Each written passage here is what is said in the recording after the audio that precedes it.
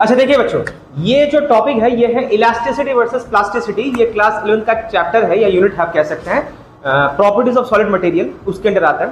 तो इस टॉपिक को लेकर बच्चों को काफी कंफ्यूजन रहता है कि सर इलास्टिसिटी और प्लास्टिसिटी में फर्क क्या होता है।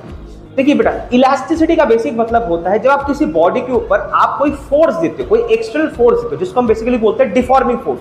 तो फोर्स देने के बाद अगर उसको आप हटा देते हो तो अपने ही ओरिजिनल शेप को या कॉन्फिगरेशन को रीगेन कर लेगा। लेकिन जो कर नहीं पाता, अगर मान लीजिए किसी को आप डिफॉर्म कर रहे हैं या एक्सटर्नल फोर्स दे रहे हैं और वो वैसे ही रह जा रहा है, अगर उसको हटाने के बाद फोर्स को वो अपने ओरिजिनल शेप को रीगेन नहीं कर रहा, तो उस प्रॉपर्टी को हम बोलते हैं प्लास्टिसिटी। और अगर कर जाए तो उसको हम बोलते हैं elasticity. Okay, the property of a material to regain its shape when deforming force is removed, ये आपकी elasticity. And the property of a material to retain its deformed shape when after deforming force is removed, वो आपका कहलाता है plasticity. अब जिसके अंदर elasticity होती है उसको हम बोलते हैं इलास्टिक मटेरियल, और जिसके अंदर प्लास्टिसिटी होती है उसको हम बोलते हैं प्लास्टिक मटेरियल। अब जैसे मान लीजिए आपके पास ये रबर बैंड, अगर मान लीजिए इसको मैं स्ट्रेच करता हूं और अगर छोड़ देता हूं तो अपनी जगह वापस आ जाएगा। देखिए अपनी जगह वापस आ रहा है, मतलब मैंने जब डिफॉर्मिंग फोर्स हटा दिया तो उसने अपने ओरिजिनल शेप को रीगेन कर लिया।